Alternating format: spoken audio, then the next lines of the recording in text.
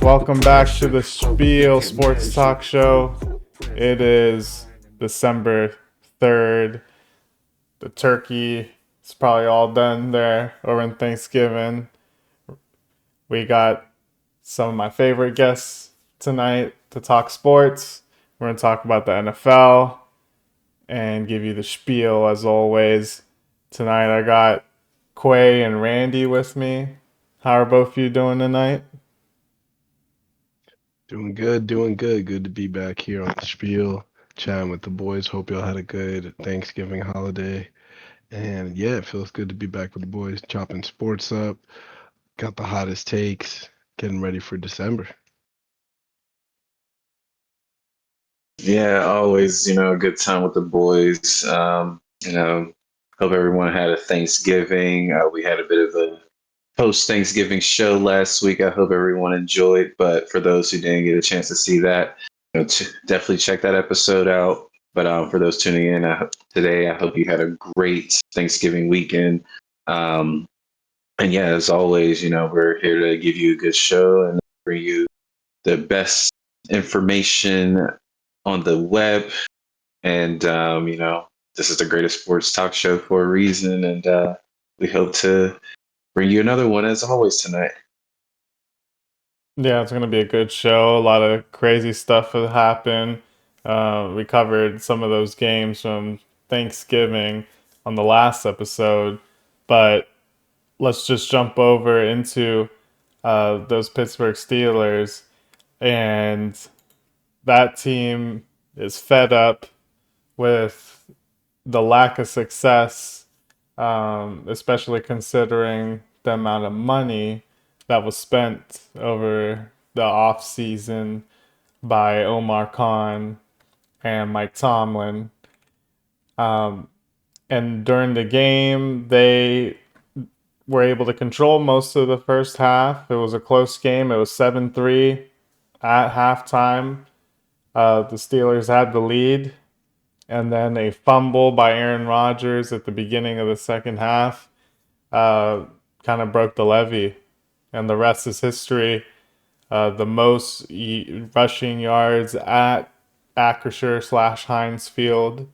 I believe it's the most at home since 1975. Before we get into the discussion about the team, I wanted to show um, how some of the fans were feeling when the team was losing to the Bills on Sunday. Let's take a look.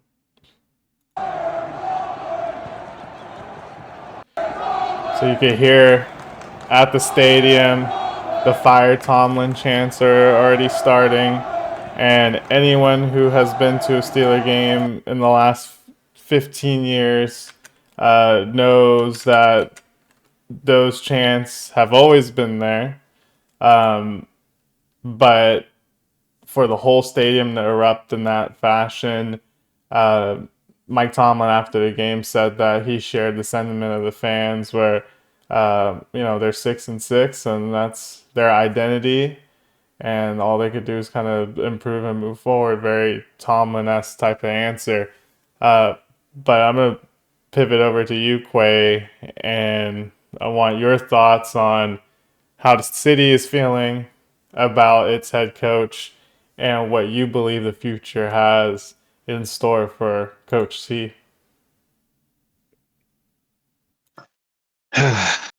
So we've talked about this plenty of times over the years. Kind of been on that on the train of, if not making drastic changes like a, complete culture change, then you had to get rid of Tomlin to finally shake it up.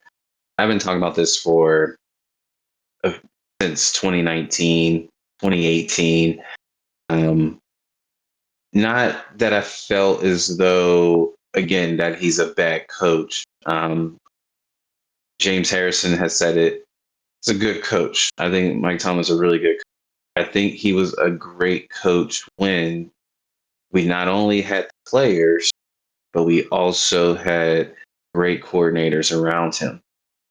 Um, After Ken Wisenhunt left because he wasn't chosen for the head coaching job after Cowher retired, and Tomlin inevitably became the guy. It was Bruce Arians, and we can say all we want, but Todd Haley also had a pretty good offense with us. Maybe it was more Big Ben's offense and with some Todd Haley concepts incorporated into it. Totally fair. But the team was running very well then. Dick LeBeau no longer was on the team as some of the old guys from that early 2000s defense also retired, switched teams, and inevitably retired. So we were a bit of in a transition there, but there was always and it shows literally right there. When the offense was good, the defense wasn't great. Or when the offense was great, the defense wasn't good.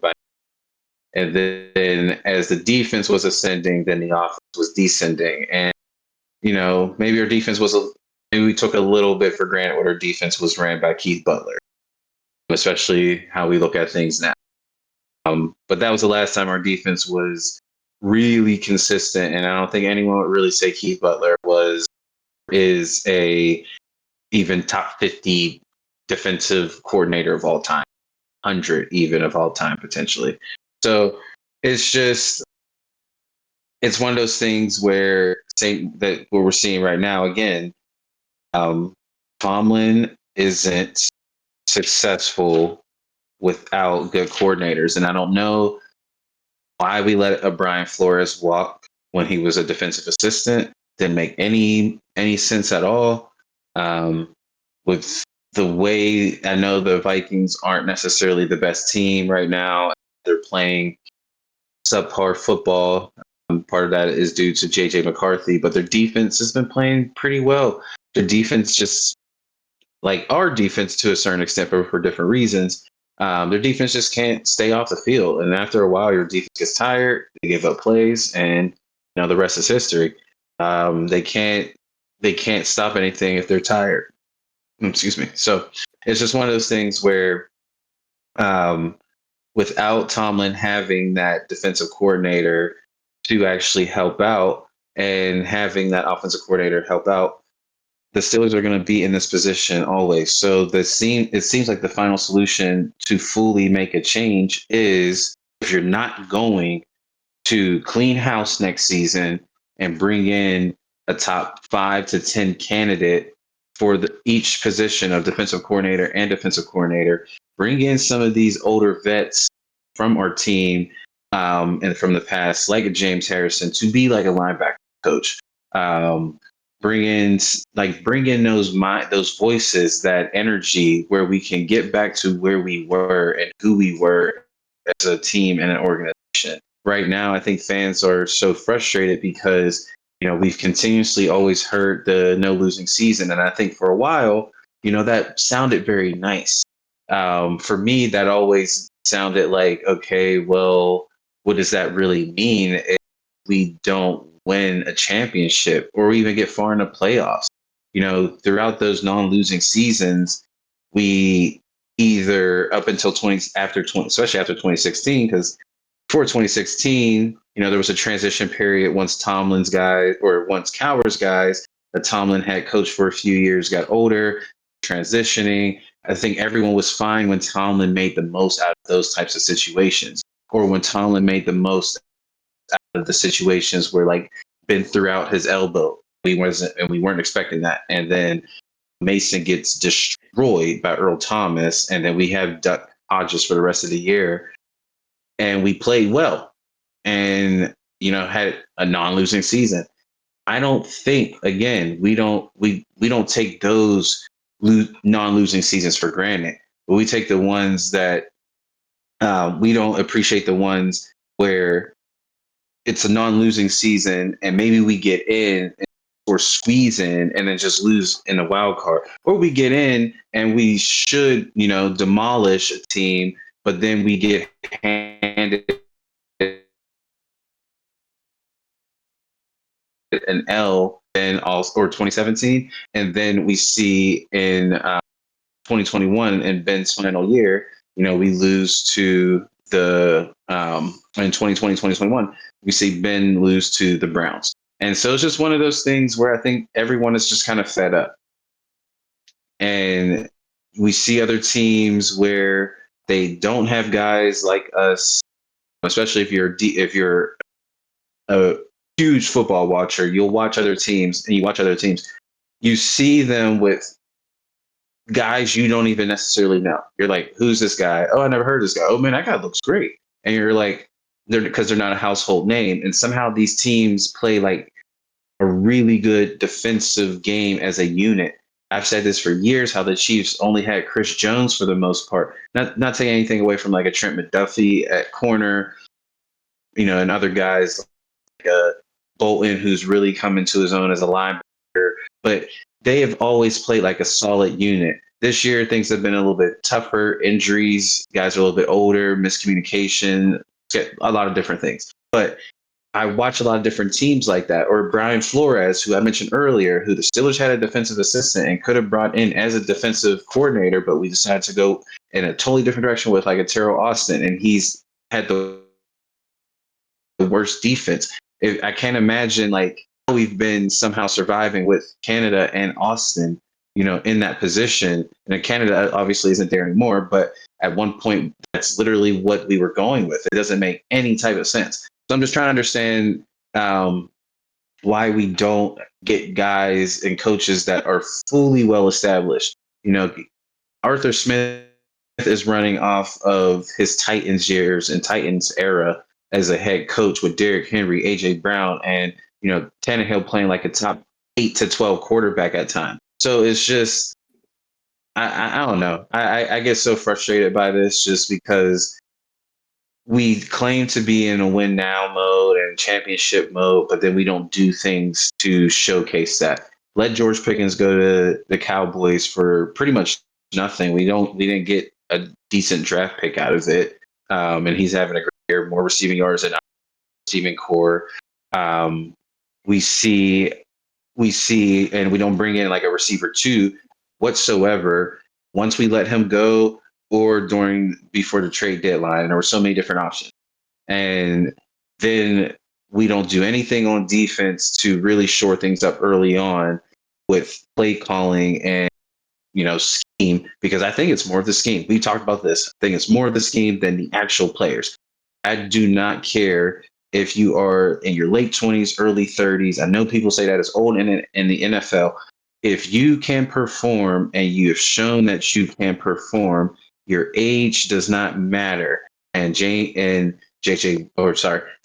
Watt has performed and he's in his early 30s. Ramsey has performed well and he's in his early 30s. And yes, you could say the Bengals game was awful. And sure, the Bengals game was a little bad. But since he's moved to safety and we can move him to nickel if we need to and all this stuff, he's been fine. But it does not make any sense why we are giving up 200 plus yards rushing. And it's not the first time with this defense, giving up multiple games, giving up 450 plus total yards of offense. This does not make sense. It's totally schematic. It is definitely not these players. It is not these players because I'm gonna finish with this point here. Watched how the Patriots and I watched how the Patriots were being talked about by Brian Baldinger and how he literally was breaking down how it starts from like not even just Vrabel coming in and changing everything and just doing little things like telling these guys to celebrate every touchdown because of the fact they scored like total of like 9 touchdowns like last year or something like that ridiculous number. And he was saying literally start celebrating. And then they were like, things like that change the culture. But beyond that, having coaches at like the offensive line level really start to like preach this like certain toughness and teaching like this scheme. It really starts from your coaching and your culture, which you are doing. Right now, the culture is completely broken because the Patriots are ahead of schedule at 11-2. No one was saying this at the beginning of the year or before the year, even in the offseason when they made all their changes. No one was thinking the Patriots would be at the head of the AFC conference. And if they're able to get ahead of schedule and also be a decent threat to make some noise in the AFC um, playoff race in the playoffs. That baffles me. That shows that again, Tomlin, good coach, but I think there is this level that he has peaked at and that he cannot get over unless he has the coordinators to help him out. And it's just a sad truth. And I think that's the Steelers are going to always be in this 9-8, barely over 500 position as long that's what happens. Yeah. I Yeah, think I definitely always admired the consistency of not losing about the Steelers, but I understand getting tired of that after so long, especially when you have a history as winning as the Steelers. So I feel both of your sentiment there. yeah. I think for me, the record is reflective of the what a lot of folks had projected for this team. But the defense being as weak as it is when it's being paid the highest paid defense in the league, I think that was kind of the tipping point. But going back to the idea that it's mostly scheme and not the players, here's TJ Watt talking about how the Bills kept running the same play and they couldn't stop it.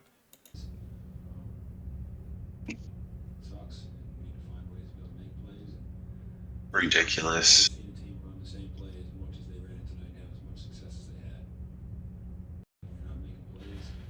So, yeah, I mean, in terms of the run defense, just the defense in general, it's definitely been underwhelming.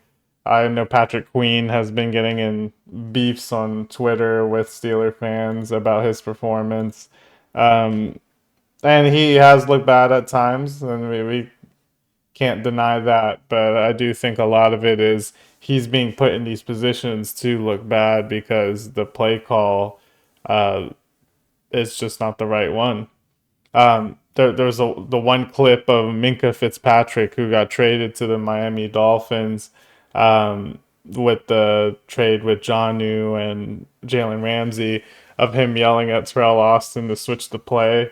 I forget what game it was exactly. So I do think Tomlin is going to stay to the end of his contract. Though he's just not going. There's just no way they get rid of him. At the end of the day, they're still in position to win the division, and this weekend is going to say a lot.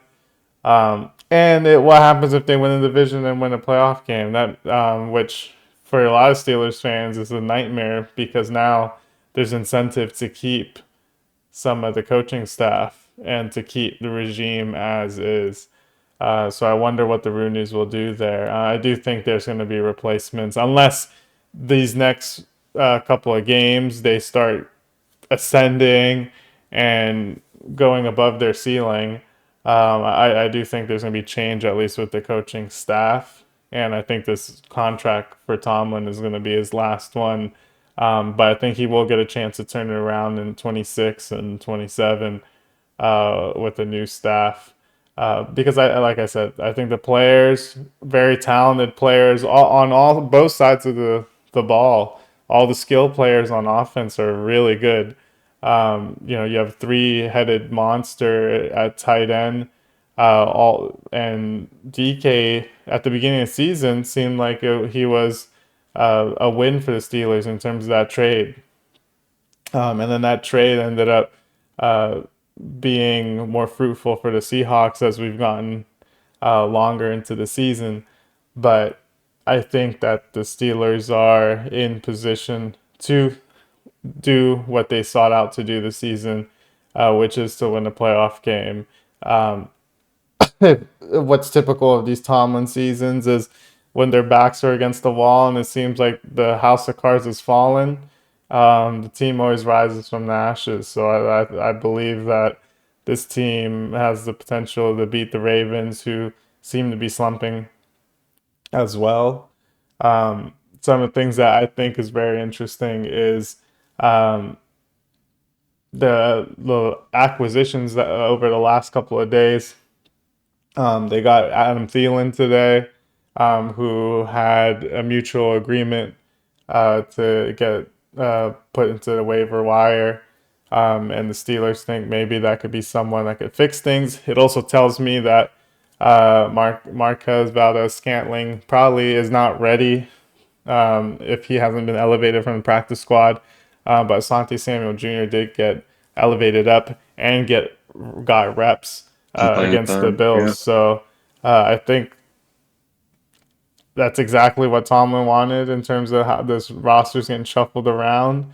Is it frustrating? There's no wide receiver too. Yeah, it is frustrating. But if Thielen can be that guy to catch those passes in those nitty gritty areas and make the routes that are needed to move the chains. And then you could still rely on your tight ends and your run game, which is still the strength of this offense. So we'll see. I expect a big bounce back game. Uh, Obviously, these are professional players. They're not going to tank. There's financial implications with every stat that they get. So for them, they need to play well, right? So, but it is disappointing in terms of how much money has been spent on this defense, and it looks like one of the worst defenses in the league. But yeah, we'll see what happens with the Steelers. I think most of us are done with them. It was so funny. It felt like the next day, everyone in the street was wearing Penguins gear, and everyone was so hype. And then Penguins ended up being the Flyers. Sid the kid with two goals. So people are trying to cope in many different ways. Let's pivot over to the Commanders, and our guy here, Randy, got to go to the game. How was it? How's the weather out Yeah. there on Sunday night? Yeah, actually, was my first time at Northwest Stadium since it's been named Northwest Stadium. Been to FedEx Field before, but was actually a really what turned out to be a really great Sunday night primetime game. I was just talking about to a couple of friends who are also Washington fans how this year we got all these primetime slots because they thought we were going to be so good, and a lot of the games had actually been kind of boring or we performed very poorly. But you can actually see me capturing the Odell last touchdown, mossing right by the corner end zone, and my That friend was awesome. Mo screaming at the top of his lungs. If we actually would have did the show yesterday, I would have had no voice because I lost screaming at that game. But it was really back and forth. What I'm most proud of was our defense. Our defense really actually showed that they can hang with one of the top offenses in the league. I have to give credit to Bo Nix. I did after seeing him live in person. Some of those, especially the touchdown throw where he was getting hit as he threw it as he dropped down. I thought that was just like an incredible play. Almost really reminded me of almost like some Roethlisberger-esque durability in and outside of the pocket to just extend plays and getting touchdowns. Um, Mariota, I thought was solid. Had some mistakes, but again, he's serviceable. If our team plays well around him, it shows that we could have won a lot of these games earlier in the season as well too. I like his leadership. I think he was dedicated to it, but a lot of just unfortunate things didn't go our way. I think there was a lot of penalties that kind of killed some of the excitement and momentum that was building in the game a couple times, but then players just continued to make great plays afterwards. Um, like the late drive with um, McLaurin getting what we thought was is a touchdown, then Called having back. that flip into Debo, Hmm. just bursting open another big play right after that. So it was amazing to see all of that. And then on the other end of it, my this is my silver lining. This is my cope for the evening. Is I'm happy. It's quality tanking right here. Um, Terry McLaurin got a good run. He shows that he's still got it, getting good momentum in these games, not getting hurt. Also doesn't hurt our draft stock.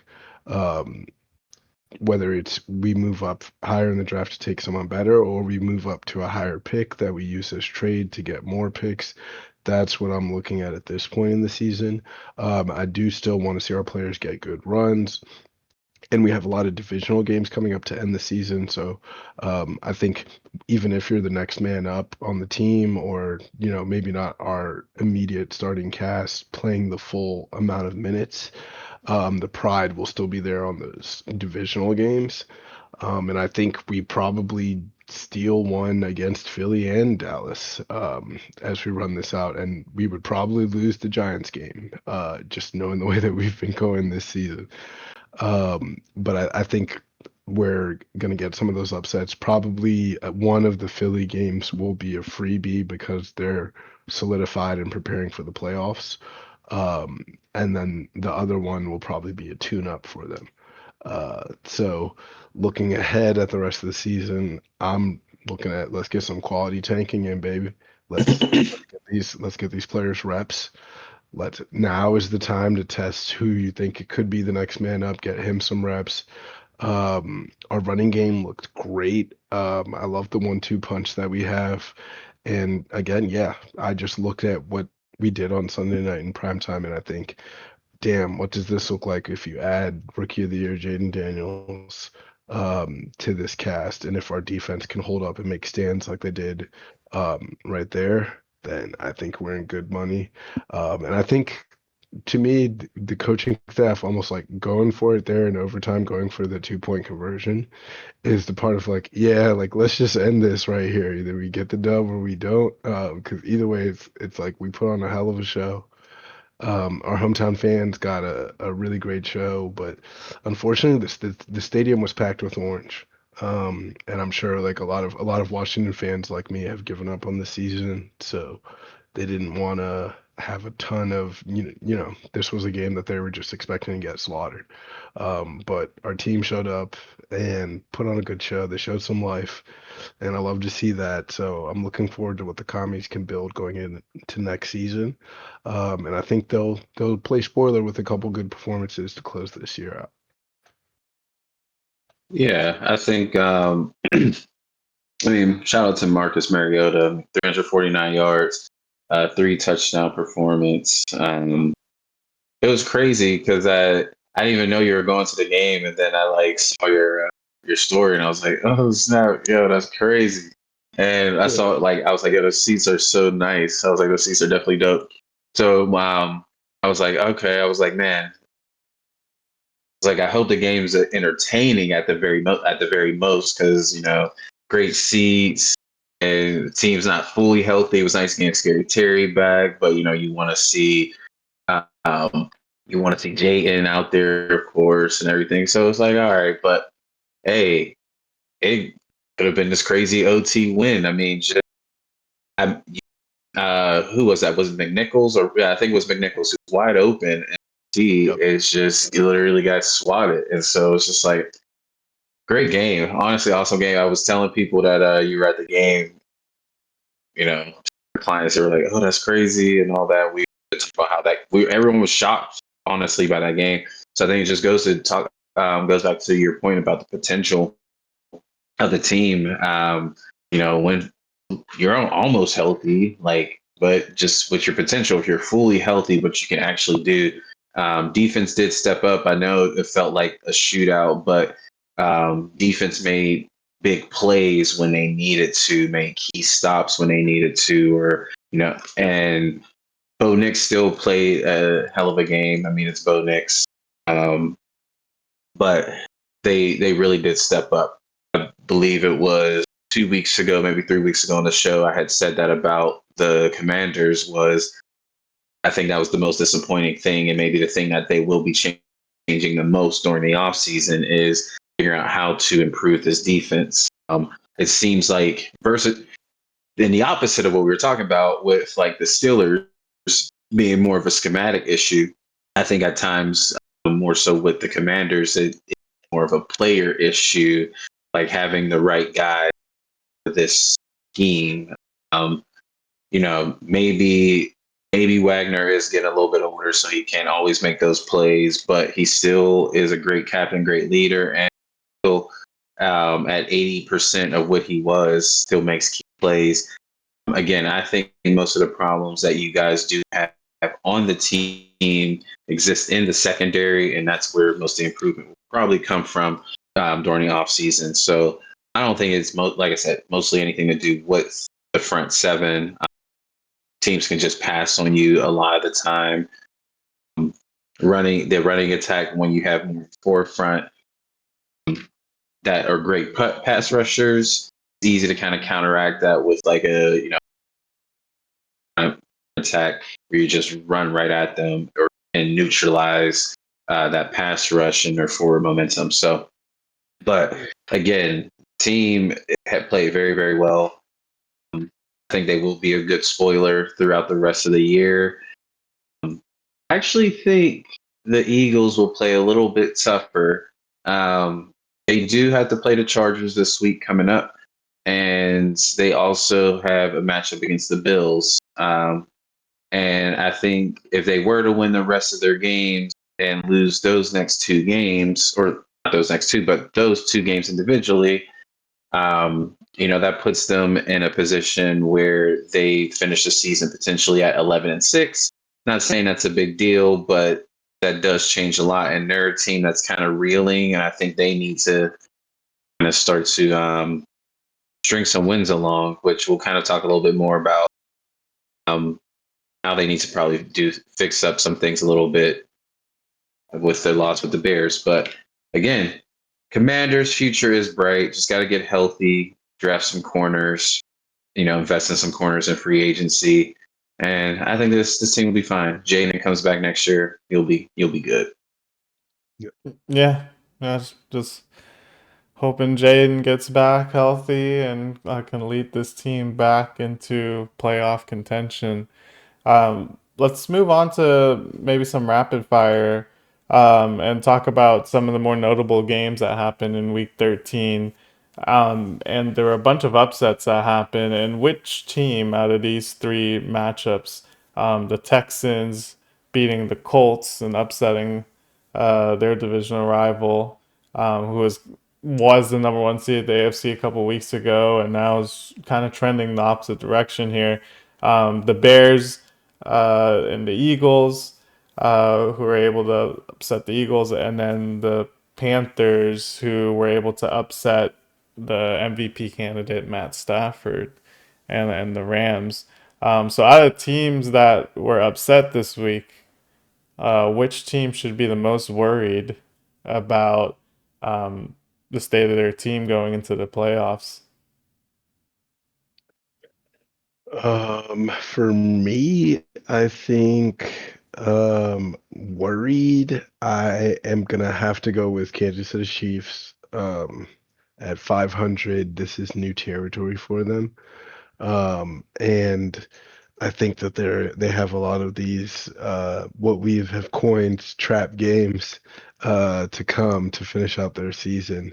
And if I'm a team like the Chargers or the Denver Broncos, um, and also the Texans, I want to aim for the head and kill Kansas City now, and not give them a chance with that experienced squad to make it into the playoffs.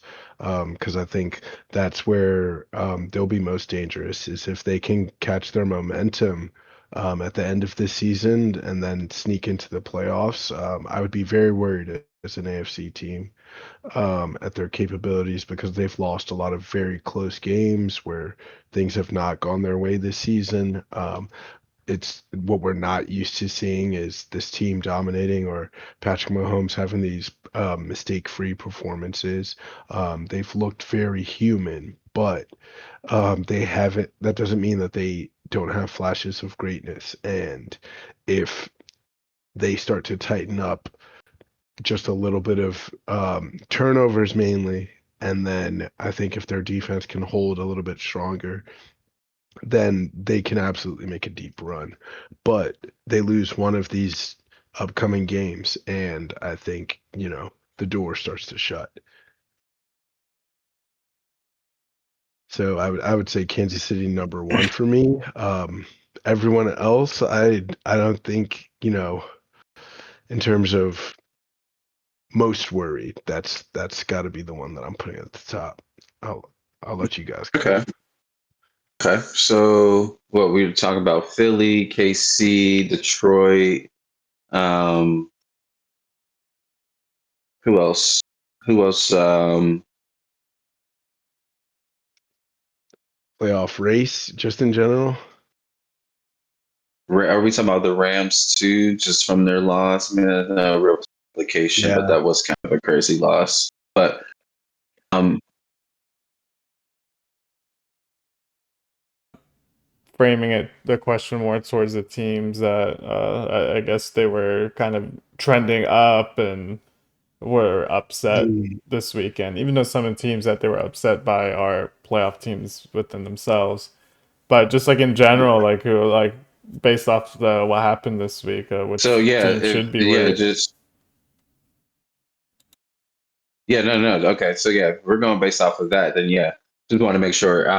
Then I'm honestly just going with I think the one that most people are worried about or should be worried about um, is Philadelphia. Let's say Philadelphia, number two, close number two, probably Detroit. Um, and I say this, and I say this. I know some people will say Indiana, Indianapolis with like the Colts. Um, they suffered two big losses in a row, but it's one of those things where I think they will easily figure it.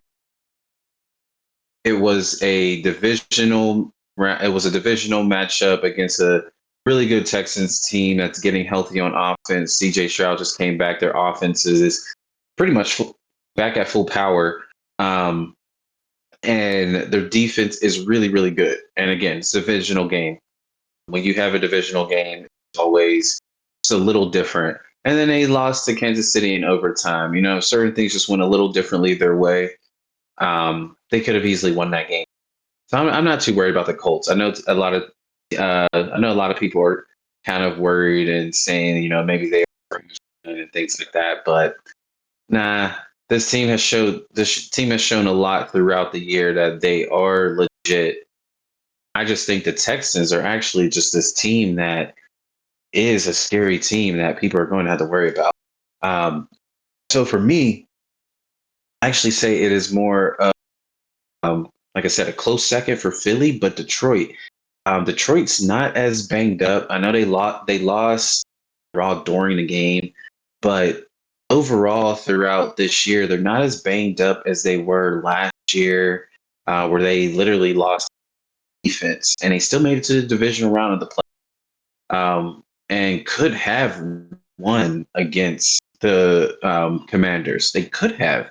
It's just the Commanders ended up turning it up, getting some turnovers, and that's it. The game kind of shifted once they got those turnovers, and then the defense just could not keep up with the the surging the surging offense of the Commanders at that point. So it's just kind of strange that they're in this position where they um, somehow just cannot get these wins. They lost games they should have won. Um, that sometimes their offense is consistent, sometimes it's inconsistent, and maybe that has something to do with Ben Johnson. So they're on the outside looking in right now, which is kind of crazy with the record that they have. I mean, 7-5. It doesn't seem like you should be on the outside looking in at that point, but they don't start getting wins, and they don't have necessarily the easiest schedule remaining. If they don't start getting wins and hoping their division changes, we could see the Lions out of it. Just 2 years ago, they easily could have been Super Bowl. They could have had a Super Bowl berth. Just maybe one too many fourth down decisions away from being in a Super Bowl a couple years ago. So maybe the window's closing. I don't think so. That's what some would say, but that's who I'm most worried about, or at least they should be the most worried, if you ask me. Yeah, I would have to nominate, I think, the Eagles, just because of how the offense has been trending. When you can't get Saquon off and running, maybe AJ Brown's getting some stats last week, but the team is now losing. It does Yeah. worry me in terms of how sustainable that'll be. I mean, we talk about how in 2025 you need to be able to score points to win games, and the defense is great. But at some point, push comes to shove, you'll get into the playoffs, and you have offenses that can throw for 2 touchdowns in less than 10 minutes, and now you can't really play the style of ball that you're accustomed to or that's in the game plan. But Hmm. we'll see how the Eagles coaching staff adapts moving forward. But again, the Bears is they're an ascending team and they're a very impressive team this year. So depending on how things shake up by the end of the season, it might not even be viewed as a upset. But I would say that's a team that has me the most worried.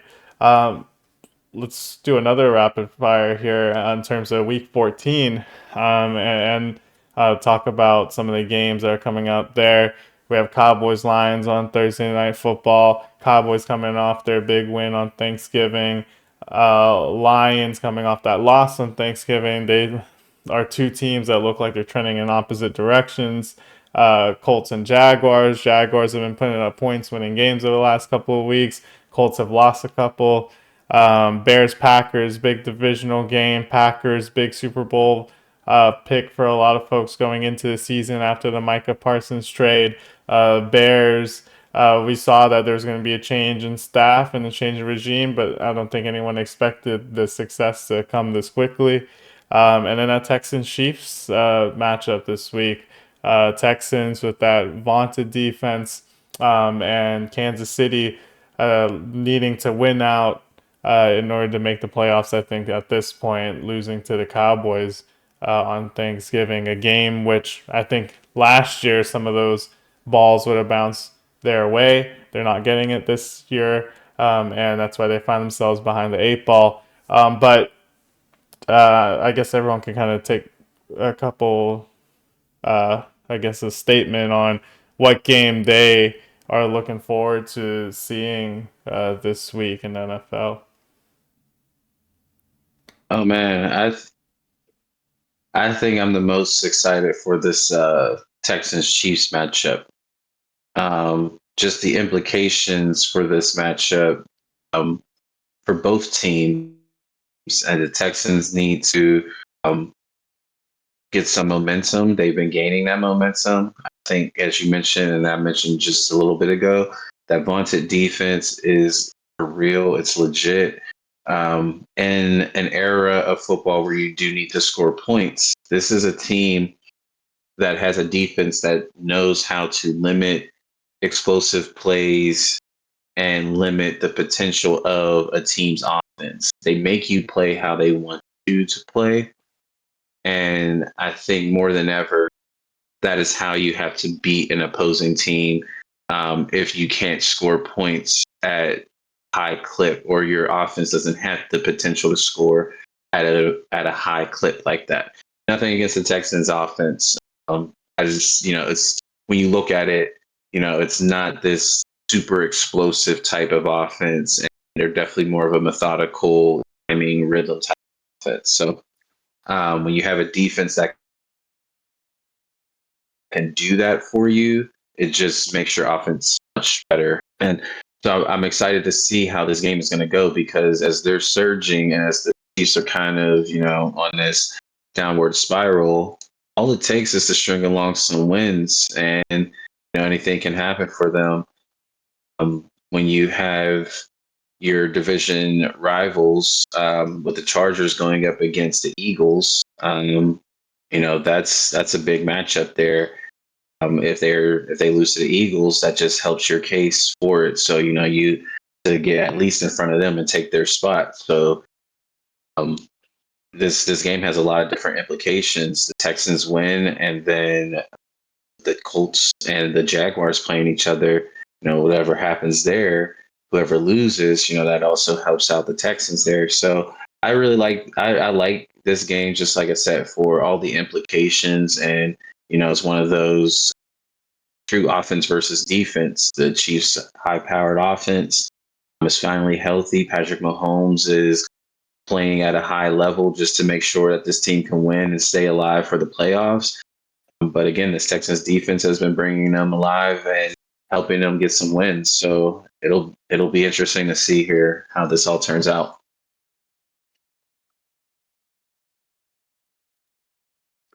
I think I like that matchup, but for me as a NFC least uh, Washington Commie supporter, I'm ready to I'm ready to hate watch some Cowboys. And, I think that Thursday night games, can be very hit or miss typically. So I would like to see a good Thursday night game this late into the season. And I think Detroit is going to get a lift from their home crowd fans. They're really going to show out. They have a strong fan base, and their team Mhm. has been so close so many times before, as we've mentioned. So I think they're really going to get that 12th man going for them there. But I really think that they need to establish the running game and have as extensive and long drives as they can as a part of their game plan, really just to keep that Cowboys offense off the field as much as possible. And I think that's where they're going to really be able to sustain and get a victory there, which would be much needed for not only their confidence, but to help solidify them for the playoff picture. Um, and we know those Cowboys, they love to choke. As good as they've looked in the last couple of weeks, I think this is an away from home cold weather game is exactly where we could see a little bit of the chinks in their armor. Um, but I expect it to be a shootout. Yeah, I Nice. think that game should be super fun to watch. I'm excited for that. I think I'm excited to see the Bears and the Packers matchup. Really seeing like, okay, this Ben Johnson Bears team. I mean, we're seeing these motivational speeches week in and Taking week off the out. shirt. Yeah, taking off the shirt. So maybe that's how we end our NFL segment. But just to see them close it out against a divisional opponent who, like I said, what has also been impressive on their own. I mean, Jordan Love threw 4 touchdowns on Thanksgiving, tying Brett Favre's record on Thanksgiving. So I'm really excited to see what's going to happen there with the NFC North, and then the Lions, who last removed was the top of that division, and now they're looking like they might not even make the playoffs. So that should be a lot of fun to watch. This Cowboys offense is really exciting with CD and George Pickens and uh, Javante and Turpin and these have players all over, and I think that should make for an exciting game. Um, but yeah, let's we'll put on Ben Johnson here. Bro's fit, low key for his age. No, he's not like super old, but Uncrypt. I'm gonna say Uncle's definitely ripped. I'm like, all right, I'm got a better body than me, and I'm supposed to be big bro. I got a big bro. Hungry for Start more, right? pumping Hands iron. up. Let me tell you something. The city of Chicago's hungry too. The city of Chicago.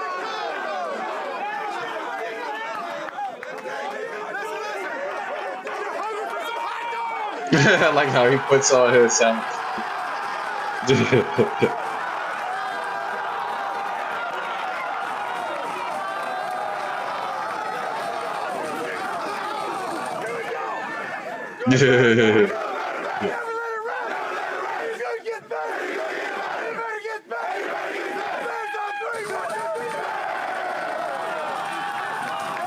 I would play I for know you That's Ben guys are electric. hungry Johnson. for more, Yeah. right? I would play Electric. for Ben Johnson. Yeah, Yeah, I would play for Ben Johnson. that was sick. So that's it in terms of our debate portion of our show. Let's jump into some of our individual recaps of some of the leagues around the world here. So, Quay, you want to start us off with some NBA? Oh man, of course. So, man, where do I start? I mean, we're essentially a little I mean, at this point, like a month and a half, like a month and a week, like 40 days into the league, to the season, and has been nothing short of exciting. Um, different teams this year coming in. There was questions. I'm going to keep it first off, just kind of starting with our home state. Keep it with them, starting with the 76ers. A lot of questions going into the season. You know, was Embiid going to be the center? Was Embiid going to be let go? What were you going to do if he wasn't going to be the center of your team anymore? Do you give the keys fully over to Maxi, or was Maxi? Did you have everything in place for Maxi to truly be a number one? Was he only like an all star because Embiid was in the lineup and was making things a little bit easier for him? Wow, I think a lot of that is crazy to even think about. Um, I think he's been solidifying himself as truly one of the best young talents in the league. Even just tonight, putting up 44 points. Um, the dude is truly a walking 30 to 40 bucket a night. Um, he's electric. The 76ers team has more energy and youth since going through him.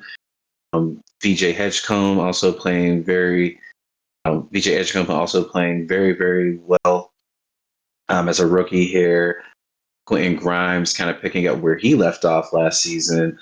A name that I don't think most people, if you are familiar, would think Quentin Grimes would be a key contributor on a NBA roster, but he's really been a factor, and it's helped out a lot. The Atlanta without Trey Young, Jalen Johnson stepping up again, another young talent. We've talked about these older guys like a LeBron James, Steph Curry, KD, Anthony Davis. These guys have been in the league so for so long now. Kind of wondering like, okay, well, when are when are they going to retire? And when they retire, is the league going to still be exciting? And outside of some of the key younger like Anthony Edwards, man, the league is in good hands in terms of talent. I know Guru would say the NBA, it's easy to score 50, it doesn't matter who you are, but I think that's more of a regular season thing to talk about. I will say in the NBA during the season, we are going to see a lot of these crazy stats. My team, for instance, the Heat, have put up 140 as a team the other night. It's not the only time we have done it. It's not the only time it's happened in the league in the season right now. So we're seeing a lot of explosion. But again, like great young talent like a Jalen Johnson, as I mentioned, Tyrese Maxey. We even have like a Keontae George in Utah really starting to show out. Kate Cunningham up in Detroit, really bringing that team back to life. Number one in the East right now. It's just something to be admired. There was always great history there with the Bad Boys. That early 2000s Pistons team with Chauncey with both Wallaces, Tayshaun Prince, Rip Hamilton, and just so much history with the city of Detroit. And it's nice to see them doing their thing. But it's it's a great NBA season. The West is always a battlefield. Lake Show is more exciting than ever. Oklahoma City is Oklahoma City. Um, And the Nuggets with Jokic, he's still the best player in the league right now, doing crazy things at the center position. I don't think we've ever thought even be possible. So it'll be interesting to see. I think the season, even it's only 40 days in. There's still a lot of basketball left, but I think this is going to be an exciting season to watch. A lot of parity. I do believe, as much as people think it's going to be the Thunder because they are the reigning champs and they have the best record in the league and have looked unstoppable, winning in all different types of ways, close games, blowouts, run throughs by the end. Um, each team has a case. I think there's a lot of parity this year, and I wouldn't be surprised if the trend continues where we get another NBA champion and it's not a continuous champion. We've only had in terms of the past 9 years or 8 years, which would go all the way back to 2017, we've only had one repeated champion. And that is the Golden State Warriors. And that only still counts because of the run they did in that middle of the 2010s. So it's nice. It's nice for the league. I know some people would say it's nice to have a solidified champion where there's a dynasty, but I think some people don't like to see dynasties. They want to see that there's a chance for any team, and it's helped the NBA a lot. So fun season. Like I said, only 40 games in, but can't get enough already. Yeah. I mean, you speak about no repeat champion, but the champions look like they're primed to repeat, though, right? I think they're 20-1, so we'll see what Yep. happens. But yeah, so much parity in the league in terms of it. It seems like all the other teams are balanced and competitive and built where they play together as a team. I think it's almost like the Warriors set the standard model on getting a team together, and teams are seeing that's kind of the blueprint to win in this NBA where threes are overvalued. What's the point of taking a mid range when you could take a deep three? Let's move on over to Randy and get a bit of a recap and preview of what's to come there in international soccer. Yes, sir. And yeah, I agree. Shea's looking like a monster. But jumping into European soccer, I've been talking a lot about International World Cup qualifying with 2026 coming up. But the most recent international break has ended, and we've gotten some more action in the Champions League and across the top European leagues. One of the biggest takeaways so far this season in terms of narratives is Arsenal is back on top. They're leading the Premier League after 13 games with 30 points, only one loss out of 13 games. They look on fire. And also within the Champions League, which has a new format, there's no longer a group stage in the Champions League. There's actually a league phase now. So all of the teams get 9 scheduled games, and there's a table, and the teams with the most points will qualify for the next round of the Champions League instead of being broken up into groups of four. I like this format, and Arsenal is also leading that table as well. So the two biggest competitions in Europe, the English Premier League and the Champions League. And in the Champions League, Arsenal are a perfect 5-0 in the league phase so far. So Mikel Arteta and that team, they've been second place for about 3 seasons in a row now in the English Premier League. They look poised to finally take the mantle and restore the club back to the glories of the times of Thierry Henry, Robert Pires, and the Invincibles, the famous Arsenal team that was the only ever to play an entire season without losing a game. Um, they look like they're pushing for that greatness or of that ilk. And then throughout the rest of the table in the Premier League, there was actually a great game that I just want to highlight that happened today. Manchester City versus Fulham. 4-5 scoreline. Manchester City was leading that game 5-1 in the 54th minute, and then Fulham came and dropped in 3 more goals just to make them sweat and earn those points. That win brings Manchester City up to second place in the Premier League, just 2 points behind Arsenal. They are the team that has always made Arsenal the bridesmaid in second place, aside from Liverpool last season. So Man City looks like they're poised to make a return to glory after taking a really down year last year. And just further down the table, a big shock. Liverpool, reigning champions, have slid down to ninth place, actually tied on points with Manchester United, who finished 15th last year. Manchester United is my team. They're sitting in eighth place. I'd love to see the positive trend from us. We need to get a little bit more consistency. But another beautiful goal to mention was the one that Manchester United's Joshua Zirkzee scored this past week. It was a beautiful chip pass in from Bruno Fernandes, and Xerxes took it in on his chest and then turned and pivoted, slotted it across the goal, right into the side netting. Just some elite set play from him, and he's our backup striker. So happy to see the positive trend there. And yeah, some more great Champions League and Premier League soccer. You've got Spanish La Liga, Serie A.